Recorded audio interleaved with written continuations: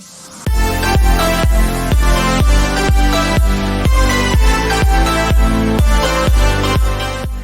everybody, I am Nikita, and in this video I will brief you about the doctrine of res judicata.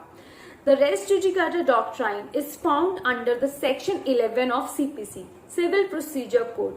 Talking about the literal sense of the word res judicata, res means the subject matter or dispute and judicata means already decided.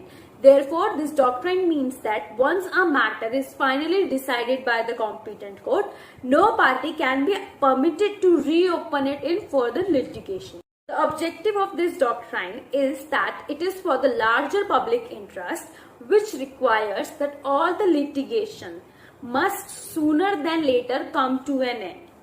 Now, this doctrine is also based on the principle of justice, equity and good conscience, which require that the party who has once succeeded on a case should not be harassed by the multiplicity of the proceeding involving the same issue. Talking about the applicability of this doctrine applies to both civil and criminal proceeding. The doctrine is based on three principles. First, no man should be vexed for the same cause. That is, no man should be harassed for the same cause again and again. Now, the second principle is that it is in the interest of the state that there should be an end to the litigation.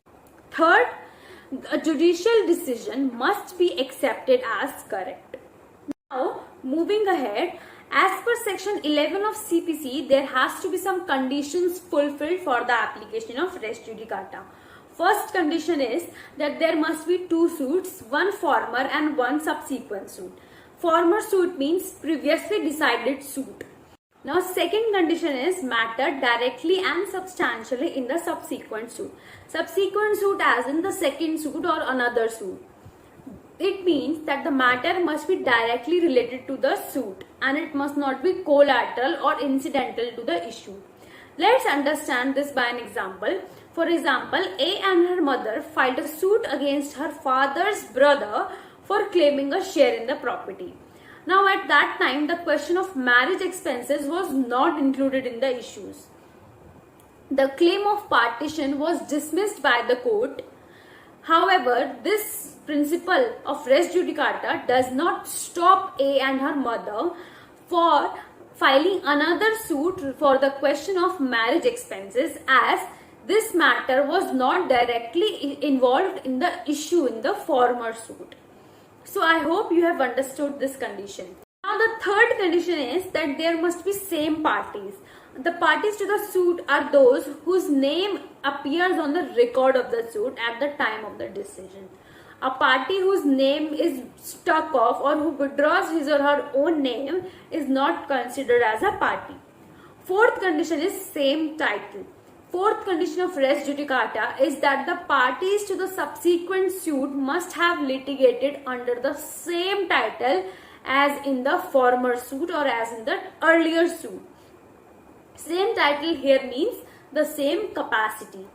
Filing case under the same title means that the demand should be of the same quality in the second suit also as was in the first suit. Now, the fifth condition is that the court which decided the former suit must have been a court competent to try the subsequent suit also. It means that the earlier court where the case was decided must have the power to decide the case.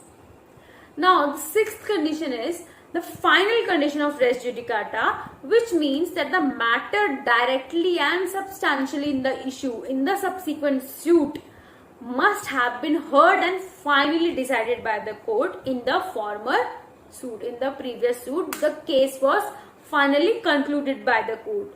So, this is the sixth condition of the res judicata.